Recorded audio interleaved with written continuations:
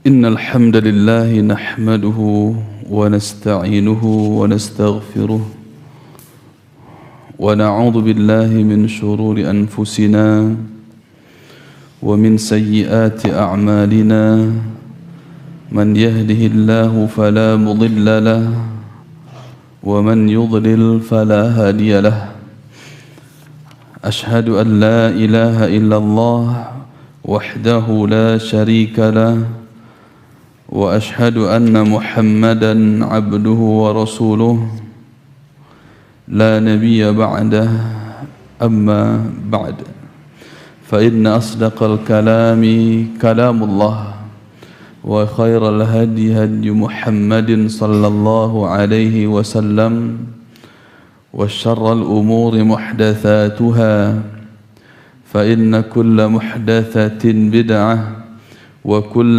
بدعة ضلالة وكل ضلالة في النار والعياذ بالله من النار أما بعد قال الله تعالى يا أيها الذين آمنوا اتقوا الله حق تقاته ولا تموتن إلا وأنتم مسلمون. Jamaah yang kami cintai dan kami muliakan karena Allah Subhanahu wa taala,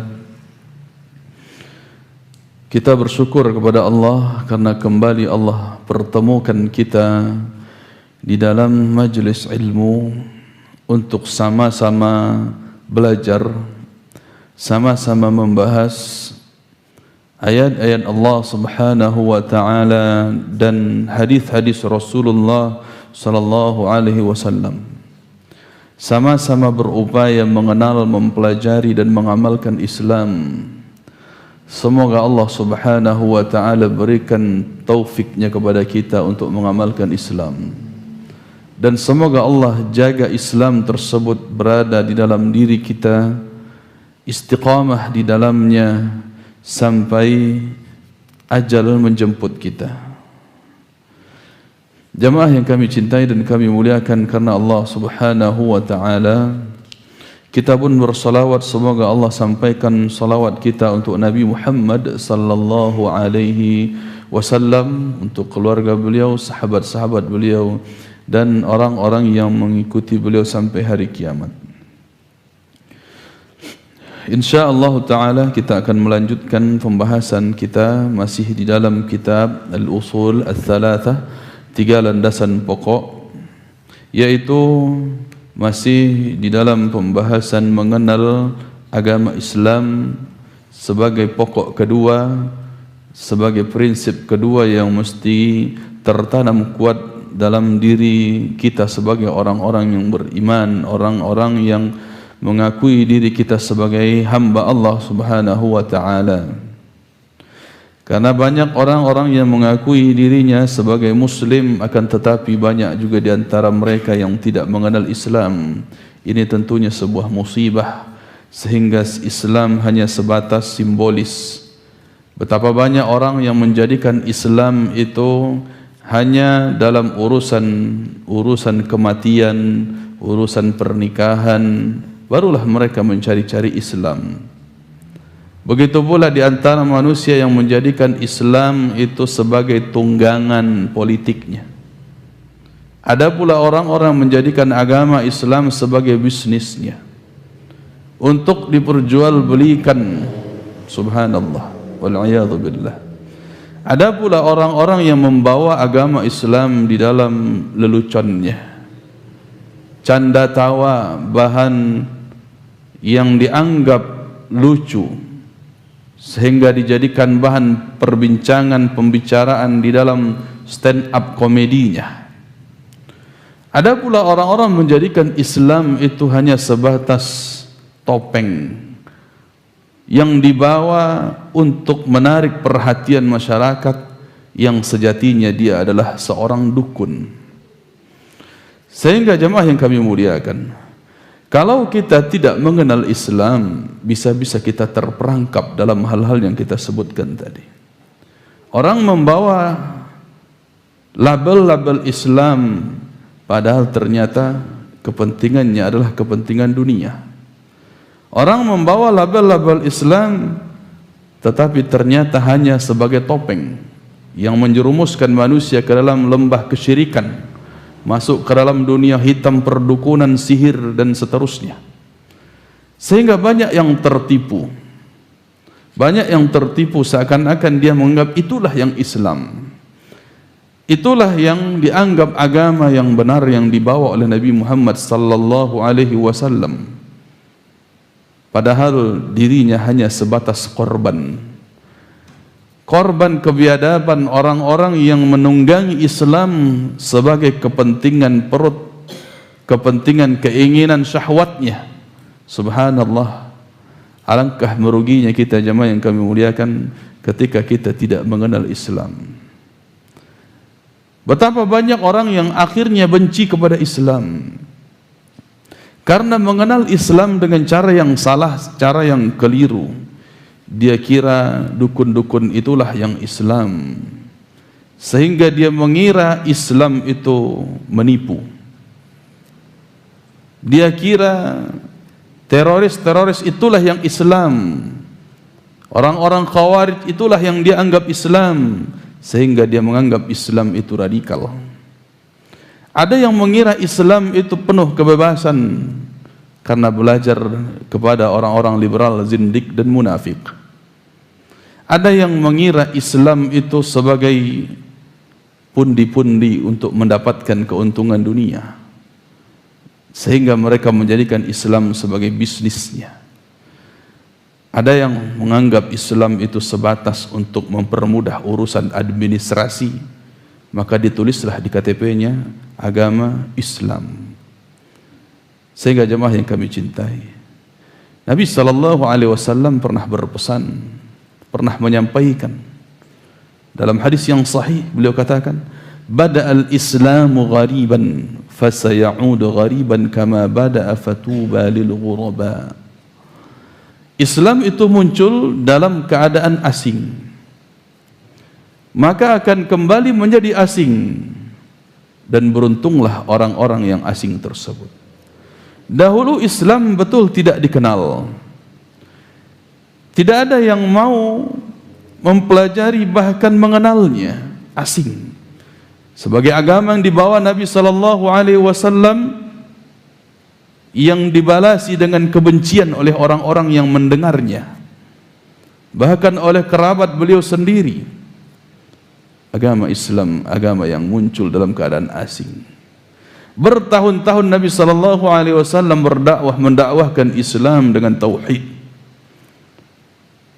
Maka segelintir di antara manusia yang mau beriman ketika itu karena asingnya.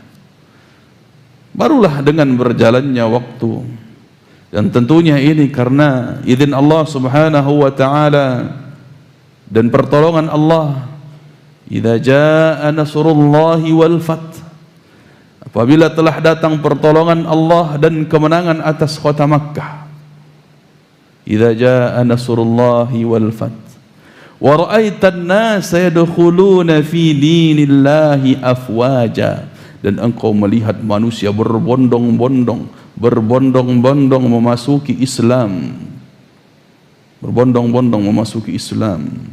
Ini di akhir dakwahnya Rasulullah sallallahu alaihi wasallam, di akhirnya, setelah sekitar 23 tahun beliau berdakwah, barulah manusia berbondong-bondong masuk Islam. Karena dikabarkan oleh Abdullah bin Abbas radhiyallahu taala anhuma, ayat ini menunjukkan bahwa dekatnya ajal Nabi Muhammad sallallahu alaihi wasallam. Itu menggambarkan asingnya Islam di awal. Barulah di akhir perjuangan dakwah beliau, manusia berbondong-bondong masuk Islam. Tapi subhanallah, Nabi mengabarkan nanti akan datang zamannya Islam itu kembali menjadi asing.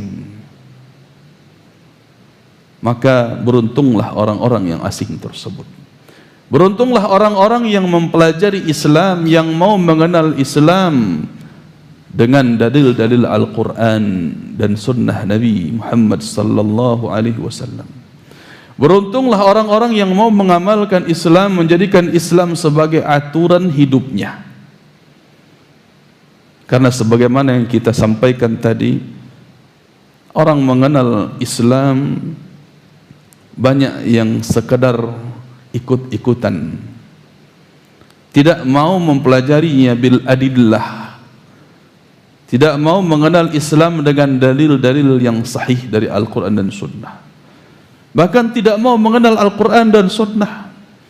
Yang dia anggap Islam itu adalah apa yang dikatakan oleh gurunya, apa yang dikatakan oleh guru, dikatakan oleh orang-orang yang dianggapnya sakti, itulah Islam katanya. Sehingga menganggap agama Islam membawa kesaktian untuk orang yang memeluknya, bisa memiliki kepandaian-kepandaian tertentu. Subhanallah, hanya menganggap Islam demikian.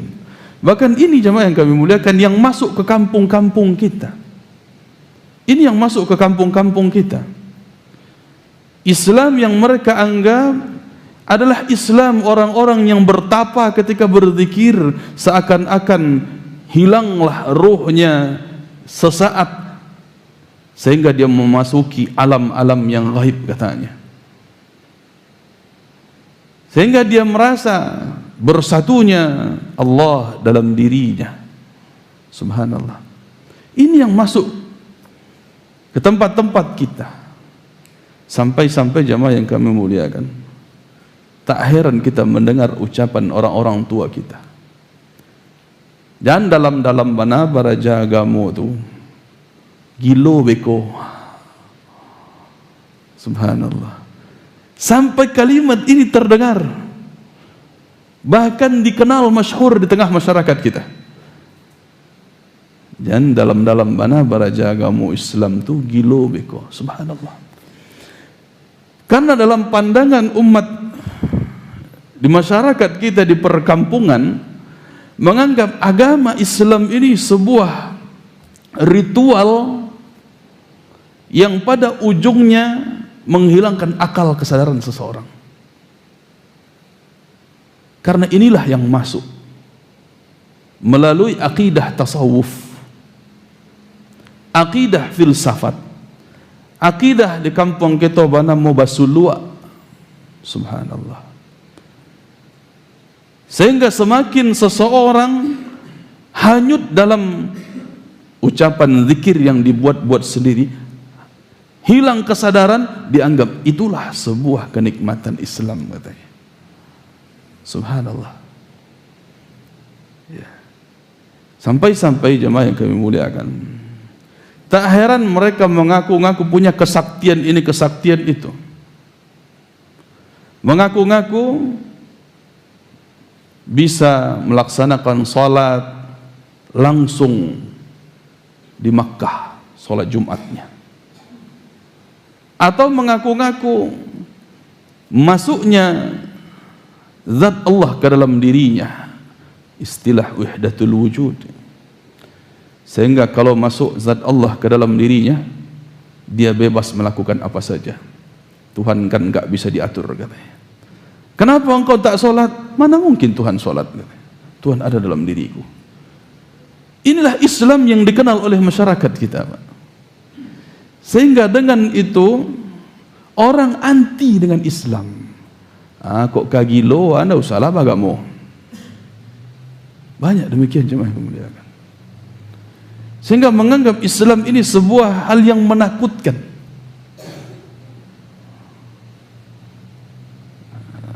Kalaulah putih kaji, tu jadinya. Kalau lay wajar-wajar, so baru alum putih kaji dirinya oleh itu. Lay lurui, saya pakai terompah, alun putih kaji itu dah. Kalaulah balang terompah kau, tak cik terompah cik sepatu, kau lah putih kaji dirinya. Itu nan putih kaji ke orang Pak. Allah teleng putih urek. Subhanallah. Ini yang dianggap Muslim. Ini yang dianggap Islam oleh masyarakat kita, Pak. Yang menganggap Islam semakin seorang punya kesaktian ilmu kebal, ilmu hitamkah, putihkah katanya. Ya. Dia menganggap itulah yang Islam. Ketika saya mampu melakukan sesuatu di saat orang-orang tidak sanggup melakukannya. Jadi Islam itu masuk dengan sulap dulu tuh, Pak. Nah, dengan sulap. Ya, di antaranya caranya masuk lewat bela diri. Pacah dama aku di tangan. Itu awalnya tuh. Kalau lu pacah dama tu lu butuh gaji. Kadang job managaan pisau saja. Bantak pisau ke dalam kabarih dalam galeh bantahan. Angkit balik laki. Putuh gaji dia. Bab itu karena orang tak pandai, awak pandai gitu. Seperti mukjizat katanya. Yang dianggap orang yang tinggi, ya, keislaman harus memiliki mukjizat katanya. Harus memiliki kepandaian yang orang lain tak bisa. Sebagaimana para nabi dan rasul kata mereka. Nabi dan rasul pakai mukjizat. Nabi Musa punya tongkat. Mukjizat-mukjizat seperti inilah yang harus kita pelajari. Sehingga jemaah yang kami muliakan, ini yang dianggap oleh mereka. Subhanallah. Ya. Akhirnya banyak orang-orang yang mencari karamah dengan cara-cara yang tidak benar, menganggap benda-benda keramat sebagai benda yang mereka kultuskan, memiliki kekuatan super, kekuatan yang tidak dimiliki oleh orang-orang lain. Sehingga subhanallah, betapa jauhnya hal demikian dari yang diajarkan oleh Nabi Muhammad sallallahu alaihi wasallam. Ya. Padahal Nabi sallallahu alaihi wasallam ketika ditanya tentang Islam, beliau menjawabnya dengan rukun Islam. Bukan dengan engkau harus punya mukjizat ini, engkau harus punya ini dan itu. Tidak. Tetapi dengan rukun Islam. Itu yang beliau jawab. Tapi subhanallah jemaah yang kami muliakan, orang-orang ingin menyingkirkan rukun Islam ini. Bagaimana supaya tidak wajib? Sehingga mereka ada yang menganggap dirinya sudah sampai kepada level ma'rifat hakikat, sehingga tidak ada lagi kewajiban baginya. Subhanallah. Inilah kesalahpahaman dalam masyarakat kita jemaah yang kami muliakan. Karena tidak mengenal Islam, akhirnya Islam itu menjadi asing. Bahkan kalau sekarang, Pak, yang kami muliakan, Bapak Ibu yang kami muliakan, kalau hari ini orang berbicara tentang ini ayat, ini hadis, langsung dikatakan, ini Wahabi katanya. Kalau bicara ayat atau hadis, itulah Wahabi itu, mah. Itu yang dikatakan Wahabi kita mereka. Itu bukan Islam. Menurut kami Islam itu kiai kami, guru kami yang punya kesaktian ini, kesaktian ini, kesaktian itu. Yang rahmatan lil alamin itu yang membiarkan kata mereka. Yang tak suka menyalah-nyalahkan, yang tak suka mengkritik. Tapi biasalah orang tu, itu nan rahmatan lil alamin. Kok kamanganyo, kok kaman siloknya, kok pacarannya biasalah. Itu nan rahmatan lil alamin kecil orang kiri, Pak. Subhanallah. Saking asingnya Islam. Saking asingnya Islam. Orang berbicara tentang ayat, tentang hadis, ya, maka tidak dianggap Islam itu. Tapi kalau sudah berbicara tentang ilmu kebal, tentang kesaktian-kesaktian, ya, tentang hal-hal yang membuat mereka takjub, baru dianggap itulah Islam. Subhanallah. Ini terjadi dan kenyataan jemaah yang kami cintai dan kami muliakan karena Allah Subhanahu wa taala.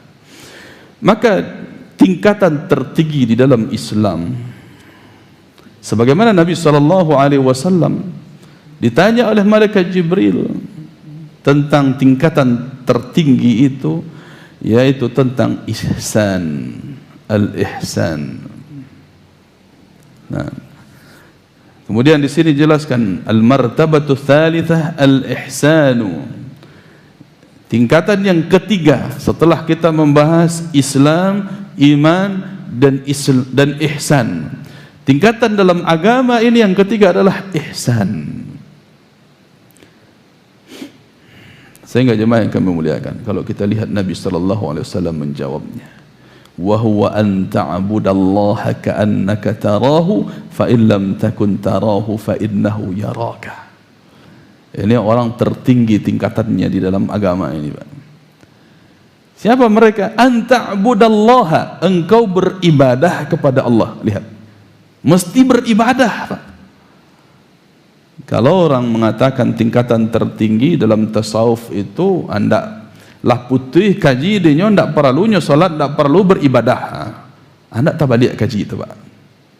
Kalau orang tasawuf kan itu nih sebut. Orang yang paling tinggi tingkatannya kok, bahkan sampai mereka katakan insan kamil ceknya. Manusia sempurna ceknya. Manusia paripurna ceknya. Itu ketika tidak lagi wajib salat baginya, tidak lagi wajib ibadah baginya. Tabaliak, Pak. Padahal Nabi SAW katakan ihsan itu an ta'budallaha. Ya, itu kategori pertamanya. Engkau beribadah kepada Allah ka'annaka tarahu, bahkan seakan-akan engkau melihat kepada Allah. Saking serius, saking beribadah dengan sebaik-baiknya. Fa in lam takun tarahu fa innahu yaraka. Kalau engkau tak sanggup, tak mampu melihat kepada Allah, sadarlah bahwa Allah melihatmu.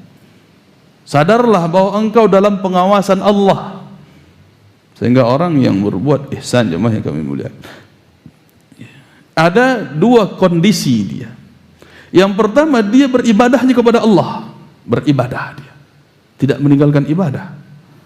Yang kedua, dia beribadah dengan cara terbaik, merasa diawasi oleh Allah Subhanahu wa taala.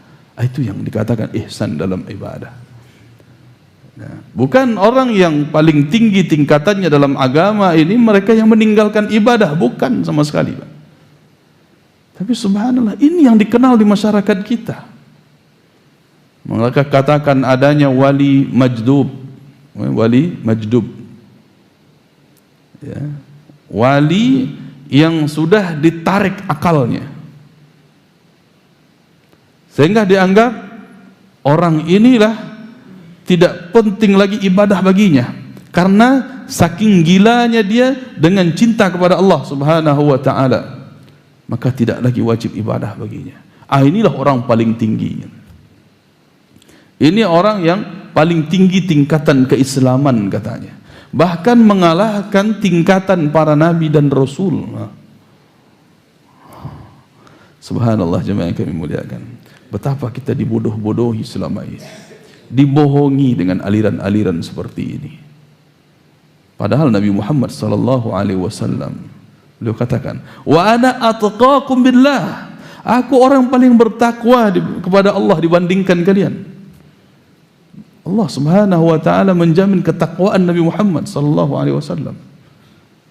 Dengan ihsannya beliau, tingkatan tertinggi Islam yang beliau anut itu, beliau salat, beliau beribadah kepada Allah sampai wafat, sampai meninggal.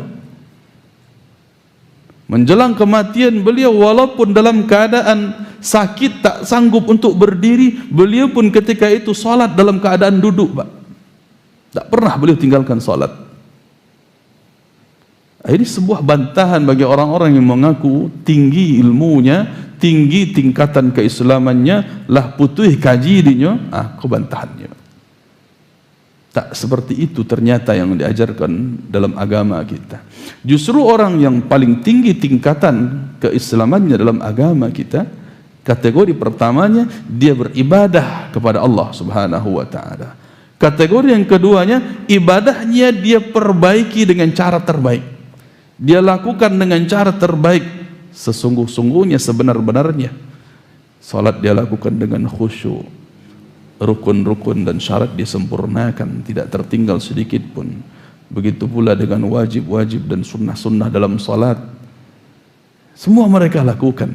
Dia lakukan dalam rangka mencari ridha Allah Subhanahu wa taala. Nah, walaupun ini berat, kadang terpalingkan rasa khusyuk di saat di tengah-tengah salat, berusaha kembali dia perbaiki. Dikembalikan ingatannya, dikembalikan kesadarannya ke dalam salat itu sendiri. Ini mereka yang berupaya menjadi seorang yang muhsin, yang memiliki sifat ihsan di dalam beribadah. Sehingga jemaah yang kami cintai dan kami muliakan karena Allah Subhanahu wa taala. Ya, dua kategori ini, yang pertama adalah dia beribadah kepada Allah, yang kedua ibadahnya dia perbaiki. Ini menjadi satu rukun, ini menjadi satu kesatuan yang tak bisa dipisahkan. Makanya Syekh Muhammad bin Abdul Wahhab rahimahullah ta'ala, beliau katakan al-ihsanu ruknun wahidun. Ihsan itu satu rukun dia, dengan dua kategori yang tak bisa dipisahkan tadi. Kalau seseorang beribadah hanya kepada Allah, betul dia sudah beribadah kepada Allah, tetapi tidak dilakukan dengan cara terbaik, belum muhsin dia. Ataupun seseorang telah melakukan sebuah amalan dengan sebaik-baiknya tapi tidak dilakukan karena Allah, maka pun dia pun bukan muhsin, tapi bisa termasuk ke dalam musyrik. Dia lakukan untuk selain Allah Subhanahu wa taala, jadilah dia berbuat riya. Maka ini bukan kategori ihsan. Apalagi seseorang yang melakukan amalan-amalan kebaikan tetapi tidak dalam rangka ibadah, tidak dalam rangka ibadah, hanya memberi, menyantuni fakir miskin, anak yatim, orang anak-anak terlantar dia kasih, dia berikan, tapi tidak pernah sholat, tidak pernah sholat, bahkan dia anggap sholat itu tidak wajib. Maka ini bukan muhsin, bukan ihsan, walaupun dia katakan orangnya kan baik, acok baragiah, mudah senyum. Kadang jemaah yang muliakan, orang menganggap kebaikan itu hanya sebatas mudah senyum.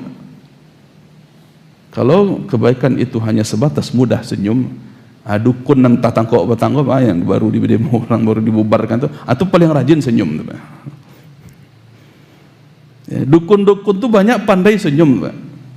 Kalau sekedar ihsan itu dianggap sebagai senyum saja, elok orangnya, ramah, santun, mudah senyum, sebatas itu, enggak. Itu cari muka, itu sekedar cari muka. Ya. Tetapi dikatakan ihsan harus selaras dua-duanya. Ibadahnya dia lakukan karena Allah Subhanahu wa taala, berarti dia lakukan yang diperintahkan oleh Allah. Dia sholat, dia lakukan ibadah, dia lakukan karena Allah, dan dia perbaiki caranya. Dia perbaiki dengan semaksimal mungkin, dan khusyuk dia ketika melaksanakan itu. Barulah ini tingkatan tertinggi dalam agama seseorang. Sehingga jamaah yang kami cintai dan kami muliakan karena Allah Subhanahu wa taala, maka kata baik di dalam Islam ini, walaupun ihsan dari kata-kata ahsana yuhsinu ihsanan, berbuat baik artinya. Ya, berbuat baik. Kata dasarnya hasuna yahsunu, seseorang menjadi baik. Lalu dia perbaiki setiap kehidupan, keadaan dia, ya, sehingga dengan bahasa lain dia itqan. Dia sungguh-sungguh melakukan sesuatu perbuatan. Nah, ini tidak bisa dianggap hanya sebatas berbuat baik kepada makhluk. Tidak bisa sebatas itu. Tetapi harus dia lakukan pertama sekali kepada Allah Subhanahu wa taala, maka dilakukan dengan ibadah. Dilakukan dengan ketundukan hati kepada Allah, meyakini ini sebuah kewajiban yang Allah turunkan kepadanya, harus dia lakukan sungguh-sungguh karena Allah Subhanahu wa taala. Maka baik itu dalam Islam haruslah pertama kali berakhlak baik kepada Allah Rabbul Alamin, kepada Allah Subhanahu wa taala, bukan kepada manusia dulu, tetapi kepada Allah Subhanahu wa taala terlebih dahulu, lalu kemudian dilakukan kebaikan kepada manusia karena Allah. Ya, bukan karena manusia juga, tapi karena Allah yang menyuruh kita berbuat baik kepada tetangga, berbuat baik kepada kerabat. Bahkan yang pertama sekali Allah katakan untuk berbuat baik adalah wa'budullaha wa la tusyriku bihi syai'a wa bil walidaini ihsana. Setelah berbuat baik kepada Allah dengan ibadah, dengan tauhid, barulah kemudian wabil walidaini ihsana, berbuat baik kepada kedua orang tua. Ini dalam kategori ihsan. Jemaah yang kami cintai dan kami muliakan karena Allah Subhanahu wa taala. Begitu pula yang dijelaskan oleh Syekh Muhammad bin Shalih Al-Utsaimin rahimahullahu taala, al-ihsanu diddul isaah. Yang dikatakan ihsan itu adalah lawan dari berbuat buruk, lawan dari keburukan. Wa huwa an yabdhula al-insanu al-ma'rufa wa yakuffa al-adha.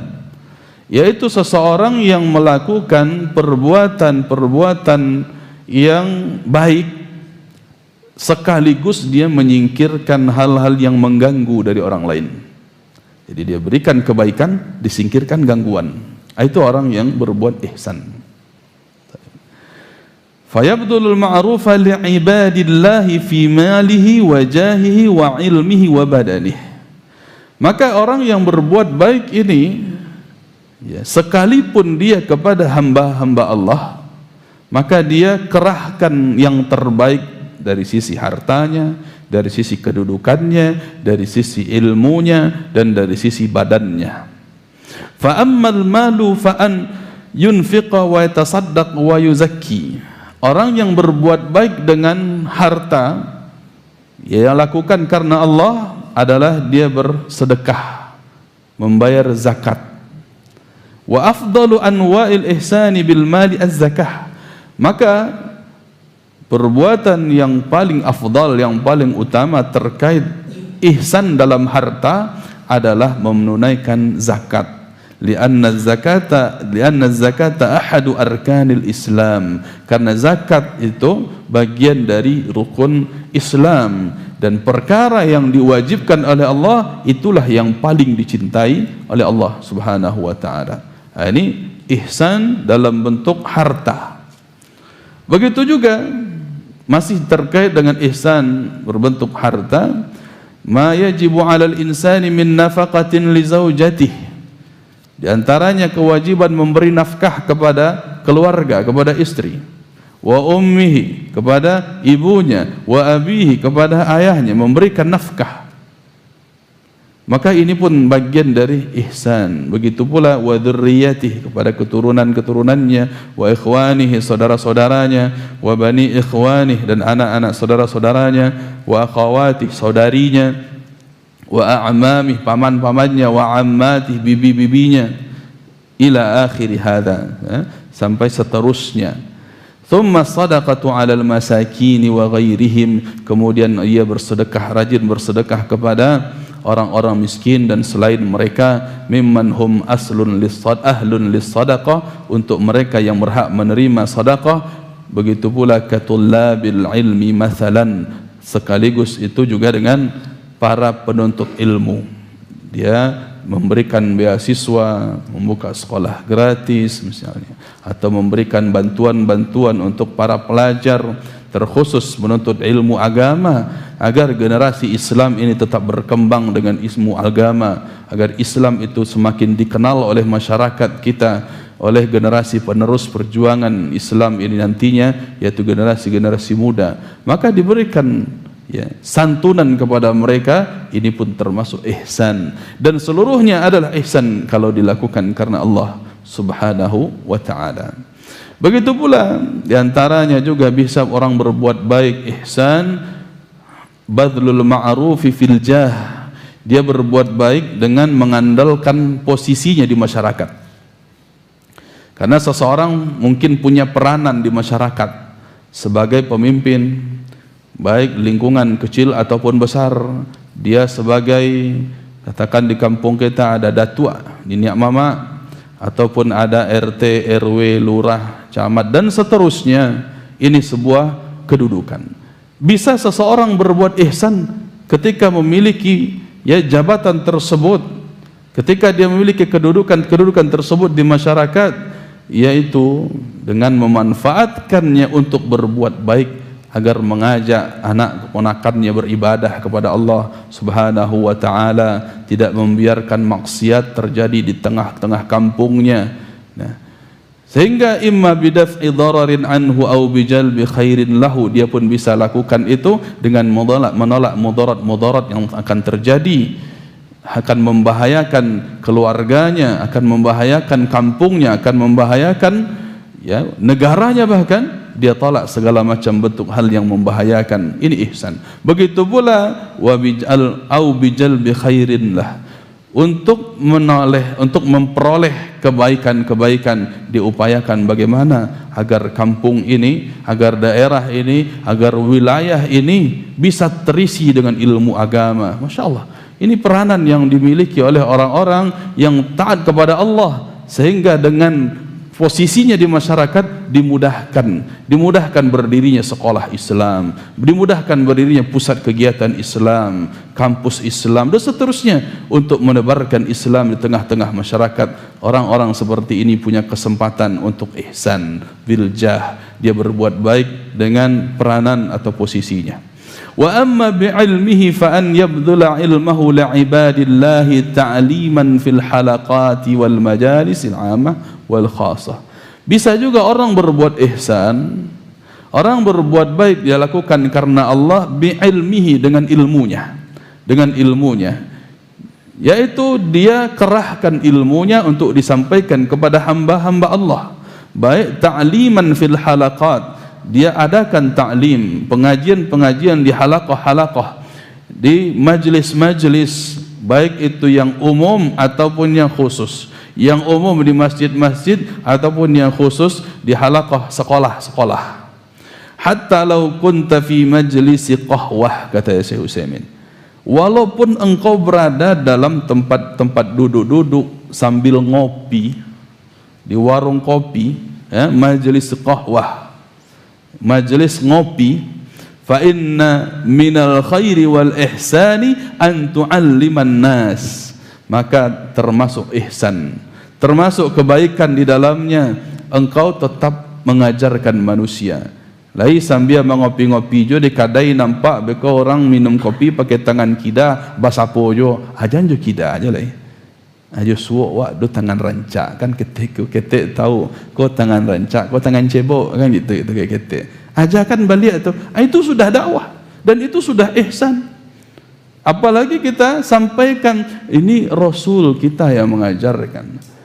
Walaupun kita di majelis sambil ngopi, Pak, tapi tetap saja harus ada tanasuh, harus ada kita saling memberi nasihat.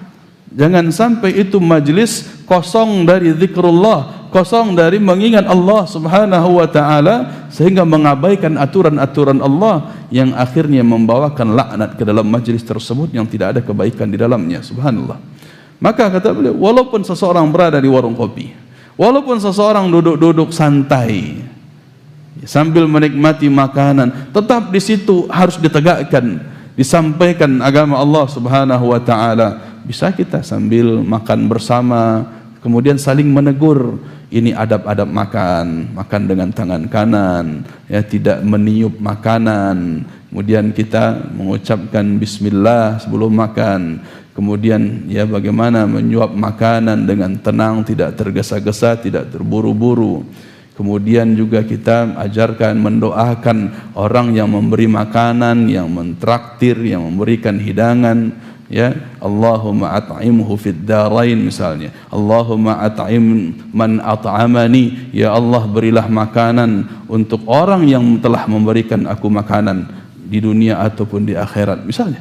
Kita doakan. Ini adab-adab yang diajarkan dalam majelis, walaupun majelisnya itu majelis makan-makan. Ini pun termasuk ihsan bi'ilmi. Orang berbuat ihsan dengan ilmunya, sehingga dia tidak pelit untuk menyampaikan ilmu, dan tidak pula bersegan-segan memberat-beratkan lisannya untuk menegur orang yang terjatuh ke dalam kesalahan. Dan ini pun bagian dari ihsan kalau dia lakukan karena Allah Subhanahu wa ta'ala. Kemudian wa ammal ihsanu ila an-nasi bil badani faqad qala an-nabi sallallahu alaihi wasallam wa tu'inu ar-rajula fi dabbatihi fatahmiluhu 'alayha aw tarfa'u 'alayha mata'ahu sadaqah. Ada pula orang berbuat ihsan dengan badannya, kata Syekh Utsaimin. Berbuat ihsan dengan ototnya, dengan fisiknya. Sebagaimana Nabi SAW mencontohkan, yaitu engkau menolong seorang laki-laki untuk mengangkatkan barang bawaannya dari bawah menuju tunggangannya, menuju tunggangan kendaraannya, apapun kendaraan. Kalau di sini biasanya kuda ataupun unta, ya, di negara Arab ketika itu, dalam hadis Nabi SAW ini, maka kita pun hari ini bisa. Yang penting di sini, ya, fatahmilu fi dabatihi, dalam kendaraan, di atas kendaraan, ya, membantu mengangkatkan, ya, barang dagangan. Itu pun telah dilakukan ihsan di dalamnya, kata beliau. Kadang jamaah yang kami muliakan, ada orang, ya, membawa, ya, kacang abui ke bagian, dia letakkan di motor, ya. Kalau diletakkannya surang, motor kan teleng posisi standar cie, diletakkan beko pas kaki dah rabah halunya. Ini perlu dibantu, bantu dia mengangkatkan seperti itu. Maka Nabi katakan sedekah, pahalanya orang melakukan seperti ini dapat pahala seperti pahala sedekah. Nah, jemaah yang kami cintai dan kami muliakan karena Allah Subhanahu wa taala, banyak sekali kesempatan-kesempatan kita untuk meraih kebaikan dari Allah Subhanahu wa taala dengan berbuat baik. Ar-rahimuna yarhamuhumur rahman. Orang-orang yang penyayang itu akan disayangi oleh Allah Subhanahu wa taala. Maka sejatinya perbuatan ihsan ini menumbuhkan diri seseorang di dalam kasih sayang. Dia mencintai kasih sayang dan memberikan kasih sayang kepada orang lain. Sehingga jemaah yang kami cintai dan kemuliakan karena Allah Subhanahu wa taala, walaupun dia lakukan itu untuk membantu orang lain, tetapi tetap dia lakukan karena Allah Subhanahu wa taala. Inilah akhlak yang mulia yang diajarkan di dalam Islam.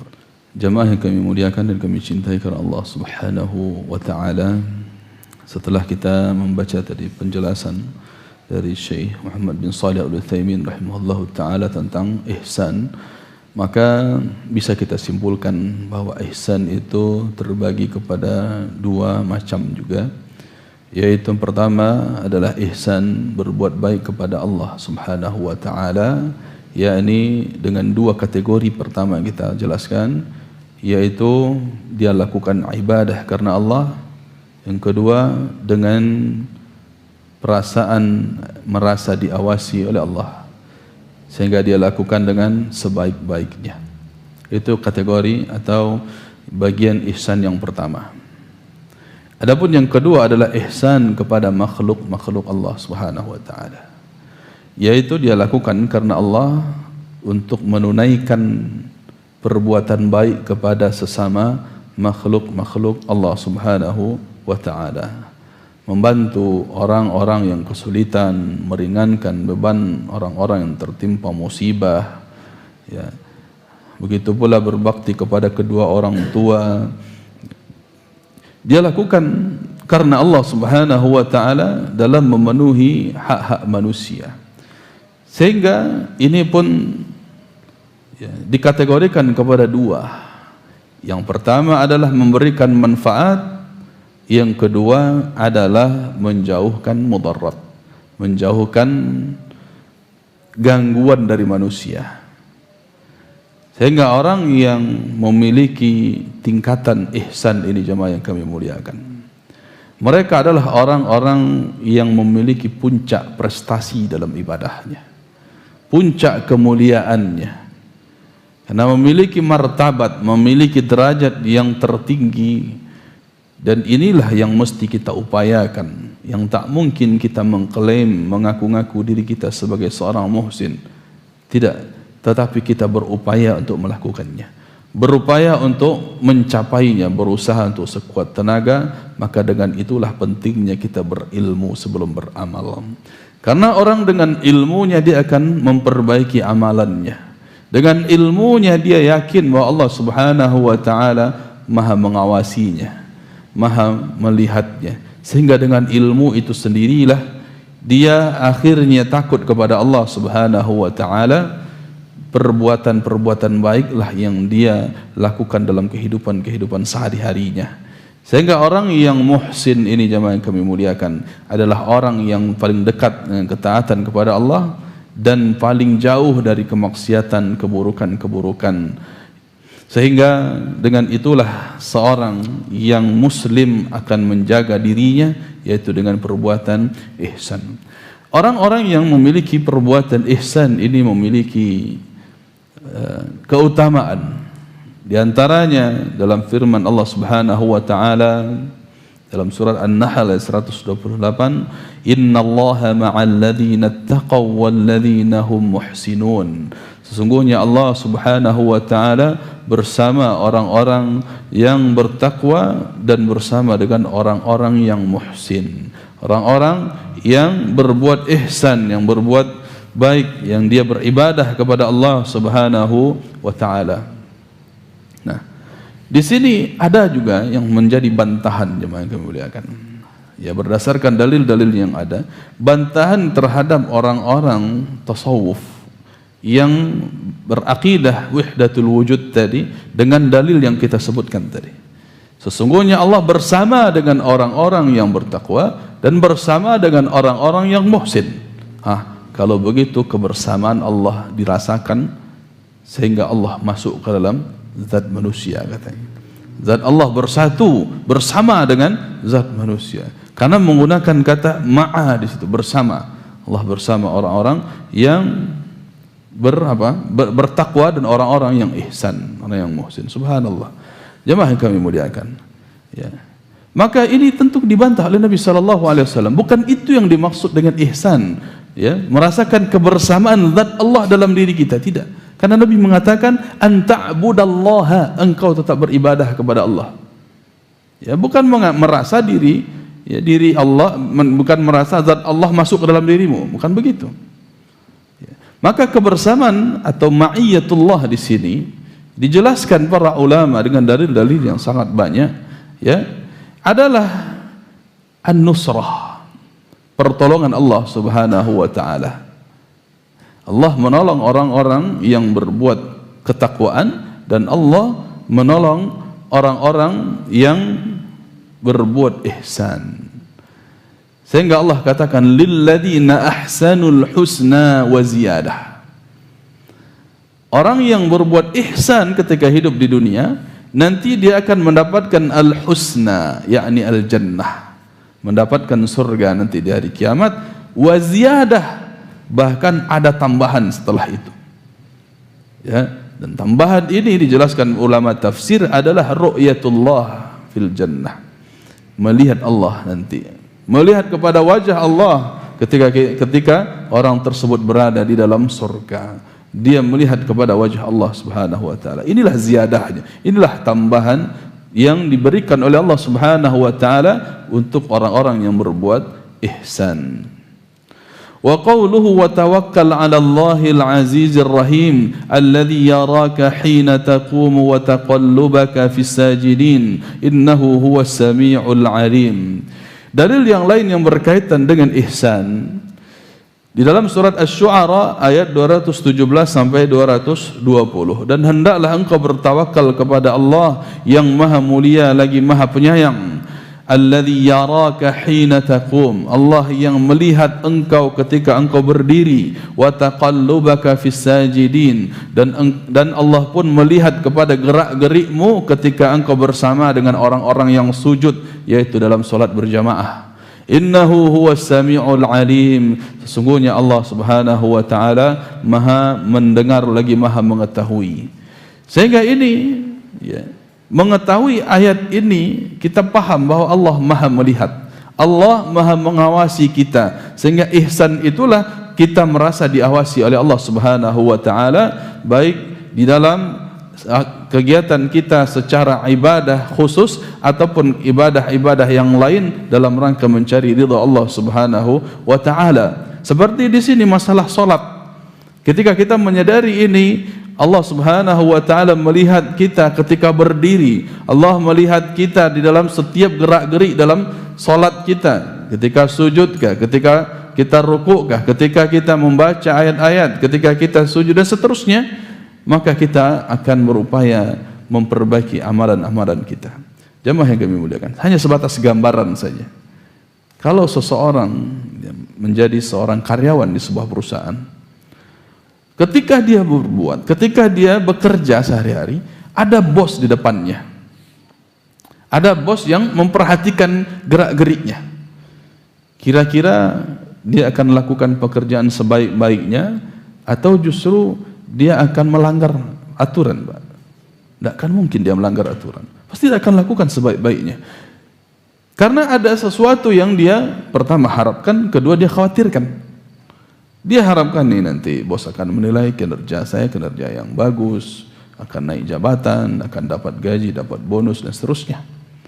Ya. Begitu pula dia akan takut untuk menyeleweng, takut untuk berkhianat, takut untuk memalsukan data, laporan dan seterusnya. Nah, ini hanya gambaran antara manusia dengan manusia.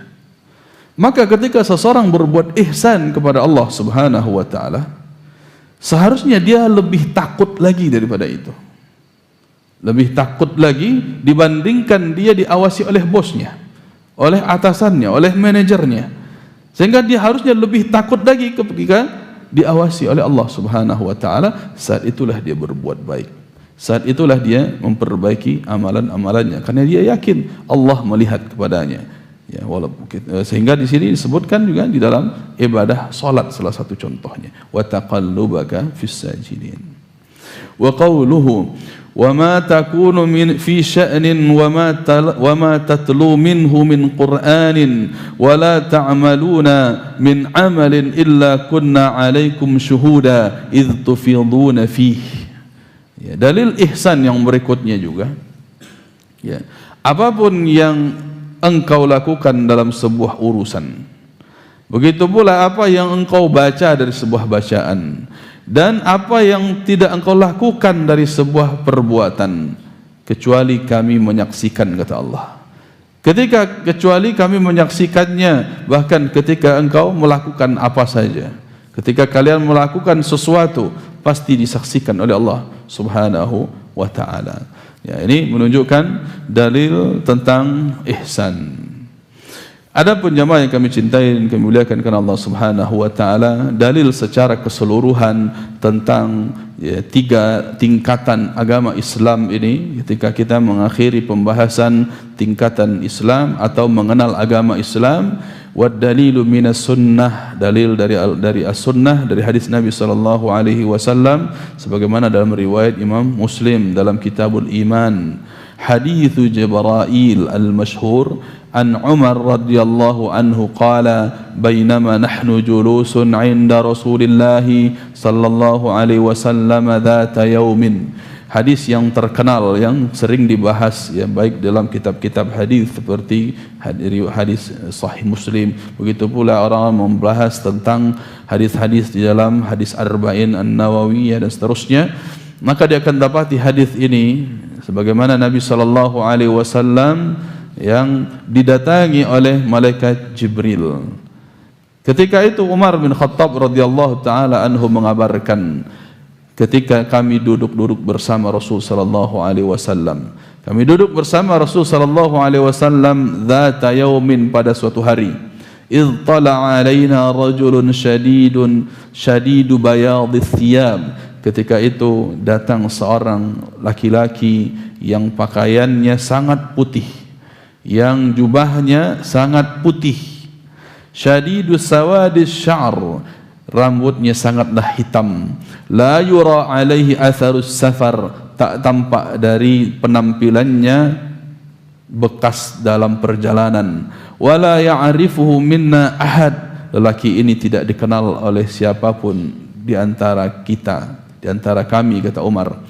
Hatta jalasa ila Nabi sallallahu alaihi wasallam fa asnada rukbatayhi ila rukbatayhi, sampai seorang laki-laki ini duduk di hadapan Nabi sallallahu alaihi wasallam dengan menyandarkan kedua lututnya kepada kedua lutut Nabi sallallahu alaihi wasallam. Wa wada'a kaffaihi ala fakhidhaihi, dan orang ini meletakkan telapak tangannya di atas kedua pahanya. Wa qala ya Muhammad akhbirni anil Islam, dan dia bertanya kepada Nabi Muhammad sambil berkata, wahai Muhammad, kabarkan kepadaku tentang Islam. Faqala Rasulullah sallallahu alaihi wasallam, maka Rasul sallallahu alaihi wasallam menjawabnya, al-Islamu an tashhada an la ilaha illallah wa anna Muhammadar Rasulullah. Islam adalah yang pertama engkau bersyahadat bahwa tidak ada sesembahan yang berhak diibadahi dengan benar kecuali hanyalah Allah yang berhak. Begitu pula wa anna Muhammadar Rasulullah, dan engkau bersyahadat bahwa Muhammad adalah utusan Allah. Wa tuqimas salah, dan Islam yang kedua adalah engkau mendirikan salat. Yang ketiga wa tu'tiyaz zakah, engkau menunaikan zakat. Wa tasuma Ramadan, dan engkau berpuasa di bulan Ramadan. Wa tahujjal baita in istata'ta ilaihi sabila, engkau menunaikan ibadah haji ke Baitullah apabila engkau memiliki kemampuan untuk melakukan perjalanan. Qala sadaqta, maka lelaki tersebut mengatakan, sadaqta, engkau benar. Fa'ajibna lahu yas'alu wa yusaddiquhu, maka Umar mengatakan, kami kaget, heran, ada yang bertanya setelah dijawab dia katakan benar, seakan-akan menguji, kan begitu. Qala fa akhbirni anil iman, maka kemudian orang tersebut melanjutkan pertanyaan, wahai Muhammad, kabarkan kepadaku tentang iman. Maka Nabi katakan, qala an tu'mina billahi wa malaikatihi wa kutubihi wa rusulihi wal yaumil akhir wa tu'mina bil qadari khairihi wa syarrihi, yaitu engkau beriman kepada Allah, kepada para malaikatnya, kepada kitab-kitabnya, kepada para rasulnya, dan beriman kepada hari akhirat, dan engkau beriman kepada takdir Allah baik ataupun buruknya. Qala sadaqta, lalu kembali lelaki tersebut mengatakan, engkau telah benar wahai Muhammad. Qala fa akhbirni anil ihsan, baru kemudian yang ketiga orang tersebut berkata kepada Nabi Muhammad sallallahu alaihi wasallam, kabarkan kepadaku tentang ihsan. Qala an ta'budallaha ka'annaka tarahu fa in lam takun tarahu fa innahu yaraka, engkau beribadah kepada Allah, kata Nabi Muhammad sallallahu alaihi wasallam, seakan-akan engkau melihat kepadanya. Dan apabila engkau tak sanggup, tak mampu melihat kepada Allah, maka ketahuilah, sadarlah bahwa Allah sedang melihatmu. Qala fa akhbirni anis sa'ah, kemudian orang tersebut melanjutkan pertanyaannya, kabarkan kepadaku kapan terjadinya hari kiamat. Kabarkan kepadaku tentang hari kiamat. Qala mal mas'ulu anha bi'a'lama minas sa'il, maka Nabi Muhammad sallallahu alaihi wasallam katakan bahwa yang ditanya tentang kapannya hari kiamat itu tidak lebih tahu daripada yang bertanya. Qala fa akhbirni an amaratiha, kalau begitu kata orang tersebut, kabarkan kepadaku tentang tanda-tandanya saja, tanda-tanda hari kiamat. Qala an talidal amatu rabbataha wa an taral hufata al-urata al-alata ri'a asy-sya'i yatatawaluna fil bunyan, yaitu kata Nabi sallallahu alaihi wasallam, tanda-tanda hari kiamat diantaranya adalah ketika seorang budak melahirkan majikannya, dan ketika engkau melihat orang-orang miskin, orang-orang pengembala kambing pun mampu untuk berlomba-lomba di dalam membuat bangunan, berlomba-lomba di dalam memperindah bangunan. Qala famadha falabithna maliyan faqala ya Umar atadri manis sa'il, kemudian orang tersebut berlalu, lalu Nabi sallallahu alaihi wasallam bertanya kepada Umar, tahukah engkau siapa tadi yang bertanya? Qultu Allahu wa rasuluhu a'lam, maka Umar mengatakan Allah dan Rasulnya lebih mengetahui. Qala hadha Jibrilu atakum yu'allimukum amra dinikum, maka Nabi sallallahu alaihi wasallam katakan, yang datang barusan adalah Jibril, hendak mengajarkan urusan agama kepada kalian. Sehingga jamaah yang kami cintai dan kami muliakan karena Allah Subhanahu wa taala, ini diantara metode dalam menyampaikan sebuah ilmu. Di antaranya dengan bertanya, menanyakan kepada seseorang yang pantas untuk menyampaikan, lalu disampaikanlah jawaban dan didengar oleh orang yang lain. Nah, ini diantara metode belajar. Dan ini dikenal ketika sesi tanya jawab, walaupun yang terkadang yang bertanya sudah tahu apa jawabannya, tetapi dia ingin orang lain pun ikut tahu tentang permasalahan yang sedang ditanyakan. Ini metode yang terjadi ketika percakapan antara Jibril dengan Nabi Muhammad sallallahu alaihi wasallam.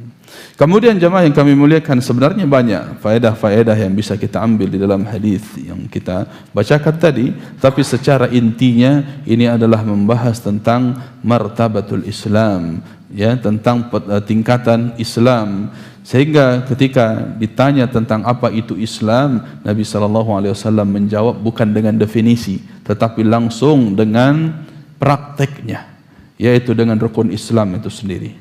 Begitu pula ketika ditanya tentang iman, Nabi SAW pun menjawabnya dengan rukun iman itu sendiri. Dan ketika ditanya tentang ihsan, Nabi pun menjawab tentang rukun ihsan itu sendiri.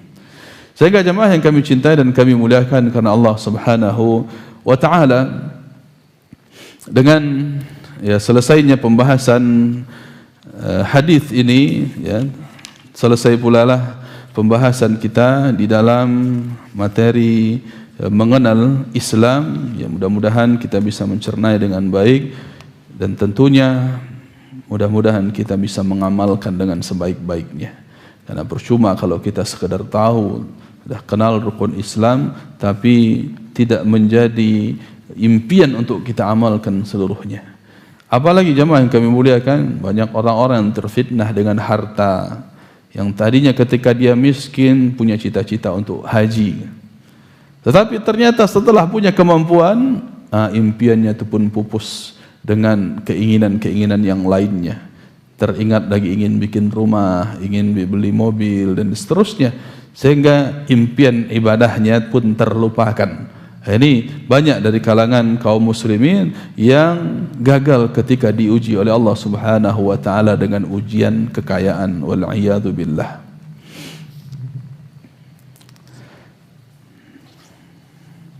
Kemudian kita masuk ke sesi tanya jawab insyaallah.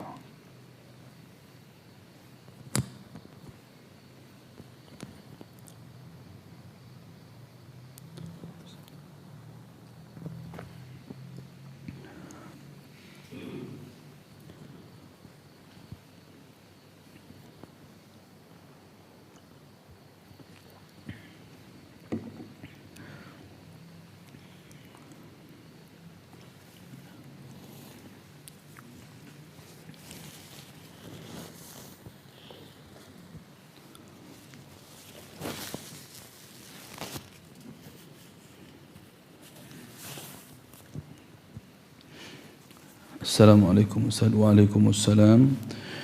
Bagaimanakah hukumnya memberikan selamat pada saat datangnya tahun baru Hijriyah dengan mengatakan semoga sepanjang tahun Anda semua berada dalam kebaikan, atau dengan doa mengharap keberkahan, misalnya dengan mengirim surat yang isinya mendoakan kebaikan dan keberkahan kepada penerimanya akan datangnya tahun baru. Barakallahu fikum.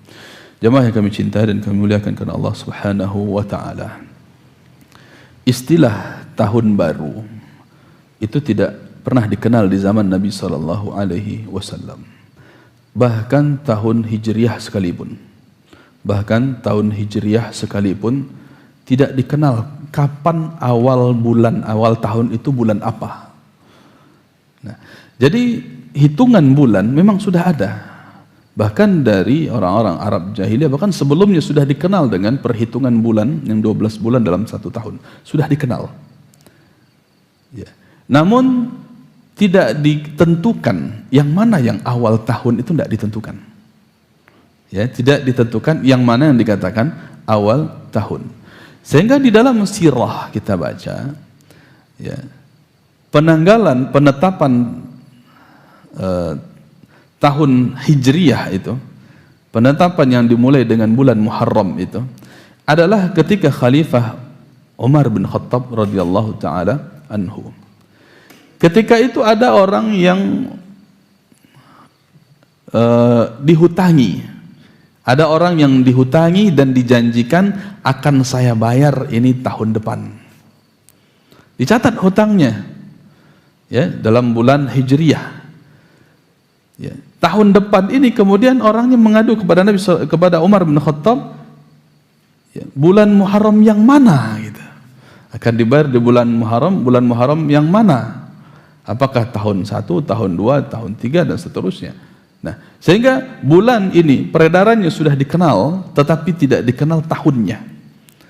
Barulah kemudian Umar bin Khattab radhiyallahu taala anhu mengambil kebijakan untuk menetapkan bahwa 1 Hijriyah itu dimulai dengan hitungan Muharram ketika Nabi SAW hijrah dari Makkah menuju Madinah. Jadi ini kebijakan yang diambil oleh Umar bin Khattab radhiyallahu taala anhu sebatas untuk memudahkan urusan transaksi dan administrasi ketika itu. Namun jemaah yang kami muliakan, tidak pernah para sahabat itu mengkhususkan ini sebagai hari spesial, sebagai hari raya, tidak pernah.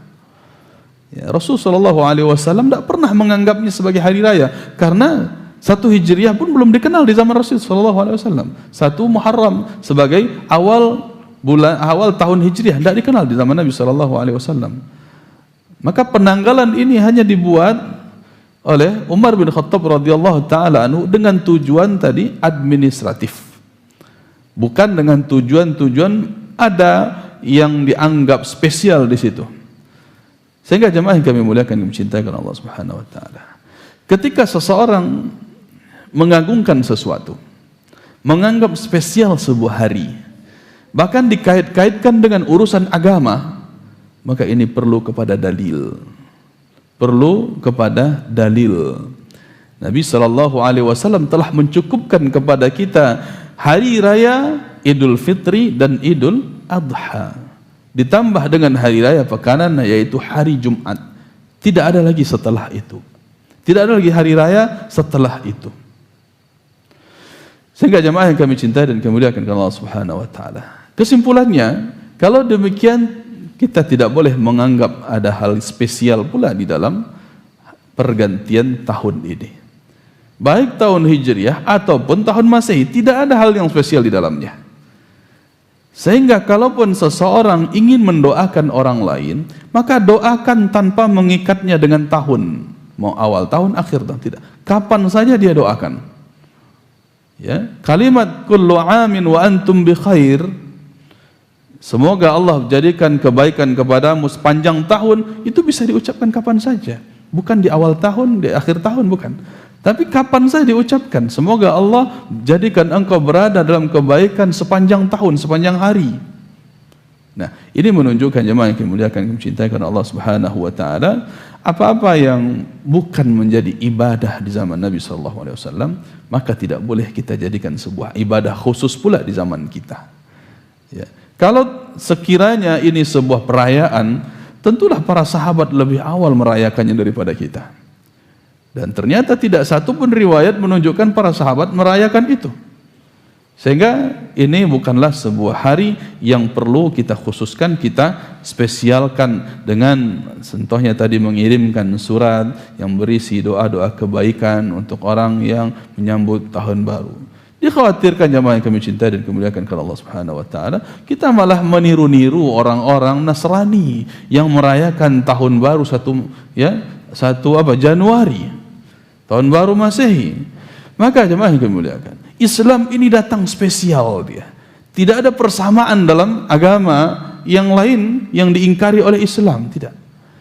Kalaupun ada persamaan-persamaan seperti puasa Daud, ada di zaman dahulu sebelum Nabi Muhammad, itu pun kembali direkomendasikan oleh Nabi SAW. Adapun yang tidak ada, yang dibuat-buat, ini biasanya beda dengan Islam. Ya, jangan sampai kita malah meniru-nirunya, menyamanyamakannya. Ketika orang-orang Nasrani merayakan hari kelahiran Nabi, bahkan mereka anggap sebagai Tuhan, mereka katakan Natalan, lalu kita pun ikut-ikutan merayakan hari kelahiran Nabi kita. Padahal Nabi katakan wa khaliful yahuda wan nasara, berbedalah kalian dengan Yahudi dan Nasrani, sehingga agama Islam ini tampil beda dengan Yahudi Nasrani, tidak sama. Jangan jadikan peringatan-peringatan sebagaimana yang mereka peringati. Maka peringatan-peringatan mereka pun, jemaah yang kami muliakan, tidak ada kesamaan dengan Islam sedikit pun. Mereka tidak ada Idul Fitri, mereka tidak ada Idul Adha. Ini khusus. Adapun perayaan-perayaan yang lain itu hanya penyerupaan-penyerupaan. Contohnya tadi Maulid Nabi dirayakan sebagai penyerupaan dengan kaum Nasrani yang merayakan hari kelahiran Isa Al-Masih. Begitu pula mereka ada perayaan kenaikan Isa Al-Masih. Umat Islam pun niru-niru, Pak. Isra Mi'raj, kenaikan Nabi Muhammad ke Sidratul Muntaha. Dirayakan juga, padahal Nabi SAW tidak pernah merayakan itu, sehingga ditiru-tirulah. Ya, banyak lagi hal yang lain meniru-niru, termasuk tadi masalah perayaan-perayaan tahun baru. Ya, kalau mereka punya tahun baru tahun baru Masehi, ya, kita pun akan ada tahun baru Hijriah dengan perayaan-perayaan, dengan acara-acara, ya, kegiatan-kegiatan yang subhanallah ini tentunya ya bukan bagian dari agama, sebagaimana dia bukan bagian dari agama di zaman Nabi sallallahu alaihi wasallam.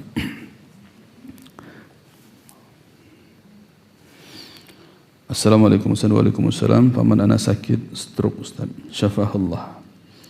Namun ada fulan yang sama kajian sunnah sama ana menunjukkan pengobatan alternatif di daerah Ladang Laweh yang dikelola oleh anak pesantren Bengkulu, Ustaz. Nama pengobatan itu Miftahus Syifa. Namun setelah ana ke sana, kenyataannya pengobatannya bergabung dengan perempuan dan mengobati laki-laki, anak muda yang mengaku dari pesantren, dan ana lihat laki-laki membekam perempuan, dan ana pun ingin paman ana untuk tidak ke sana lagi. Namun ana didebat paman ana, beliau sedang berobat di sana senang berobat di sana dibandingkan di rumah sakit. Apakah yang harus saya perbuat? Pertanyaan ana, Ustaz, menurut Ustaz, tempat pengobatan seperti itu dibolehkan atau bagaimana? Yang kedua, bagaimana cara supaya paman ana tidak ke sana lagi? Beliau mengaku karena pengobatan itu banyak pemulihan sakitnya, nasihatnya. Ketiga, ana tidak tahu kalau begini jadinya, Ustaz. Ana meminta ampun kepada Allah, takut kesyirikan. Barakallahu fikum. Jemaah yang kami cintai dan kami muliakan oleh Allah Subhanahu wa taala. Pertama kita ucapkan tadi syafahallahu syifaan ajilan. Semoga Allah Subhanahu wa taala memberikan kesembuhan kepada paman yang bertanya ini. Kemudian jemaah yang kami muliakan, ketahuilah innallaha la yanzilu alaikum da'an illa wa yanzilu alaihi dawaan. Kama qala sallallahu alaihi wasallam. Di antara makna perkataan Nabi sallallahu alaihi wasallam bahwa Allah Subhanahu wa taala tidaklah pernah menurunkan penyakit, melainkan Allah pun langsung turunkan juga bersama dengan itu obatnya. Dalam riwayat yang lain, walam, ya Allah alam gimana bunyi riwayatnya, dan Allah tidak pernah menurunkan obat pada sesuatu yang diharamkan. Allah Subhanahu wa taala tidak pernah menurunkan obat pada sesuatu yang diharamkan. Maka dengan demikian jemaah yang kami muliakan, pengobatan syar'i tentu harus melihat kepada adab-adab yang syar'i pula. Ya, melihat kepada adab-adab yang syar'i pula. Kalau berbekam, betul, ini sebuah ya praktek pengobatan yang dikenal di zaman Nabi sallallahu alaihi wasallam, disebut dengan istilah al-hijamah, berbekam, yang mengeluarkan darah kotor dari tubuh. Akan tetapi jamaah yang kami muliakan, praktek berbekam ini ya tentunya melihat adab-adabnya. Ya, tidak bercampur laki-laki dan perempuan di dalam prakteknya. Ya, begitu pula dengan praktek-praktek pengobatan yang lain, yang selama masih ada pilihan di situ, perempuan harus ditangani oleh perempuan, laki-laki ditangani oleh laki-laki, maka ini yang seharusnya dilakukan. Ini yang seharusnya dilakukan. Hanya sebab-sebab darurat saja, sebagaimana yang dijelaskan juga oleh Al-Imam Abu Syuja ya, di dalam kitab Matnul Ghayah wa Taqrid. Ya. Laki-laki sebagai tabib, yang dikatakan dokter lah, itu boleh melihat dalam kondisi darurat kepada wanita di masa pengobatan.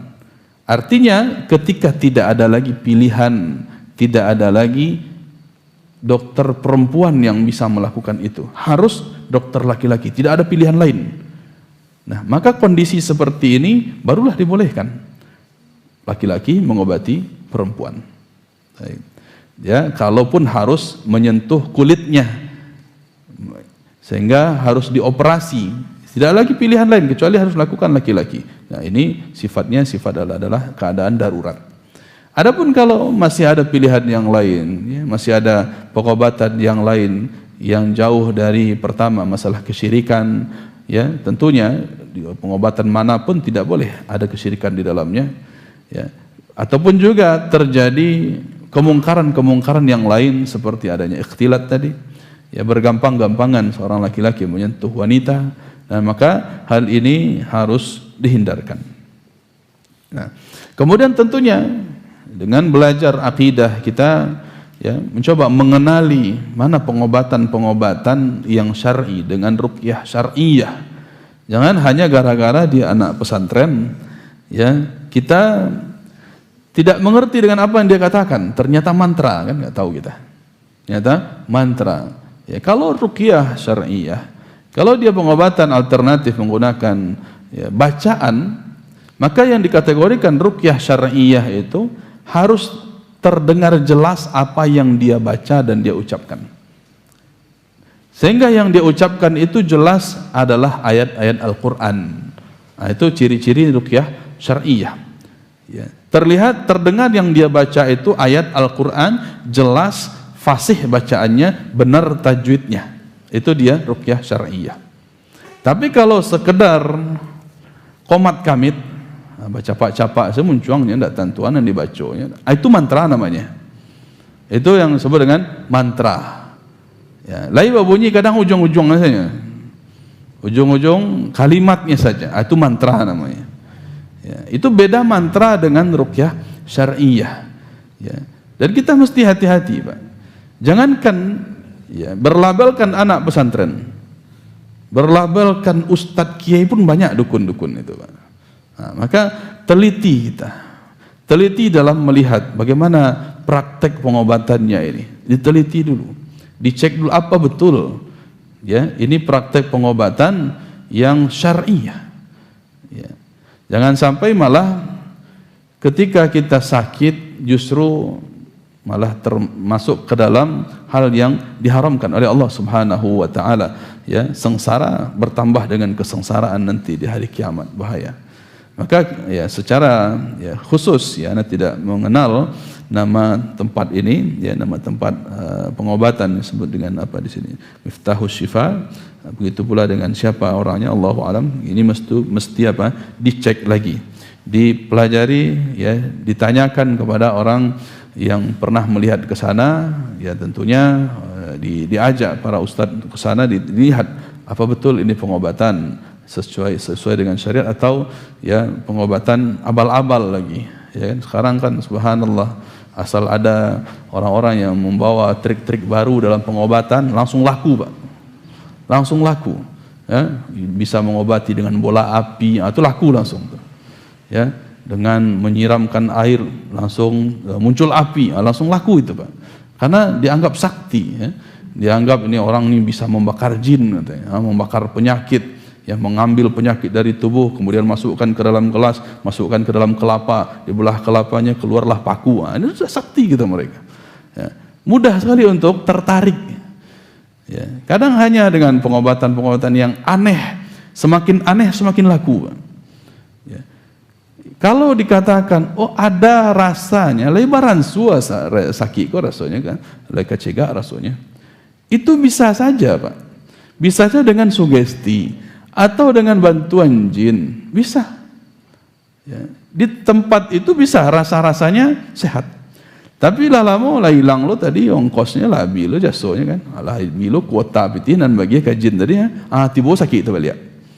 Ya, ada orang dengan bedah batin katanya, ya, membedah operasi tapi tidak luka, tapi keluar darah, canggih. Ya, awalnya setelah dilakukan praktek operasi batin itu, ya, terasa, lebar suara saya, ringan kaki kok sudah dioperasi tadi. Sampai kapan? Sampai pengaruhnya itu masih ada. Setelah labih lebih kau jasa sampai barana lah upahan jin tadi kan. Mereka minta jasa, dibayarkan dengan kesyirikan, dengan ritual-ritual bid'ah, dengan pelecehan terhadap agama. Itulah bayaran kepada jin. Nah, barulah setelah hilangnya nanti ya batas waktu yang diberikan jin tersebut, namun lu cekik itu balik, tibolanya balik. Nah, akhirnya apa? Muncul lagi ketertarikan. Baliklah ke situ balik. Patangku lagi cegak. Kok lagi kecegak lo sudah kok. Muncul lagi rasa sehat setelah itu. Akhirnya memiliki ketergantungan hati. Ketergantungan hati kepada pengobatan-pengobatan alternatif yang tidak jelas seperti ini. Maka jemaah yang kami muliakan, kami cintai karena Allah Subhanahu wa taala, kita pelajari tentang ya penyakit-penyakit dan obat-obatnya ini. Tentu ini sebuah hal yang mesti kita perhatikan, apalagi terkait dengan akidah kita. Allahu a'lam. Iya.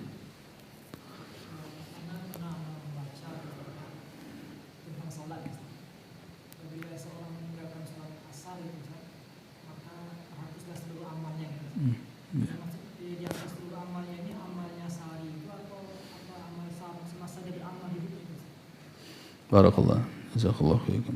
Kalau di dalam lafaznya siapa yang meninggalkan solat asarnya terhapuslah seluruh amalannya, maka secara zahirnya terhapus seluruh amal.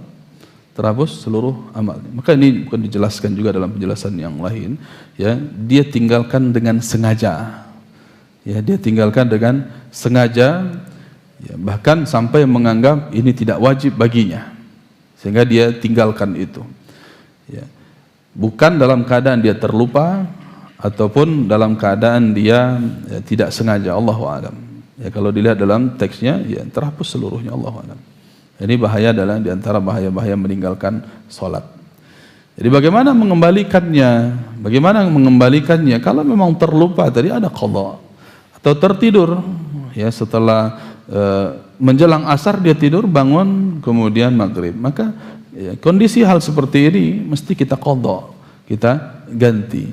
Man nama an salatin sala anha hina istayqadha, kama qala sallallahu alaihi wasallam. Siapa yang tertidur dari salat, maka hendaklah ia menunaikan salat tersebut ketika bangun. Ya, contoh. Nah, tetapi kalau dia lakukan ini secara sengaja, meninggalkan salat yang mengakibatkan batallah seluruh amalnya, maka obat satu-satunya adalah taubat. At-taubatu tajubbu at-taubatu at-taibu minadz-dzanbi kaman la janba lahu. Orang yang kaman la dzanba lahu, orang yang bertobat dari suatu dosa seperti dia tidak lagi punya dosa itu. Nah, di dalam riwayat yang lain, orang yang taubat dari sebuah dosa itu menghapuskan histori dosanya yang lalu itu. Menghapuskan histori, ya, perjalanan dosa. Berarti ini bisa dikembalikan dengan izin Allah Subhanahu wa taala. Amalan-amalan yang terhapus karena dia meninggalkan salat asar tadi, terhapus seluruh amalannya. Bagaimana mengembalikan? Yaitu dia harus bertaubat dengan syarat-syarat taubat yang pernah kita bahas, yaitu dia menyesali perbuatan ini, bertekad untuk tidak mengulangi, dan dia, ya, melaksanakan salat asar seterusnya berikutnya. Allahu a'lam. Mungkin cukup, ya, 1 menit tersisa. Barakallahu fikum. Subhanakallahumma bihamdik asyhadu an la ilaha illa anta astaghfiruka wa atubu ilaik. Salah dan kurang kami mohon maaf. Assalamualaikum warahmatullahi wabarakatuh.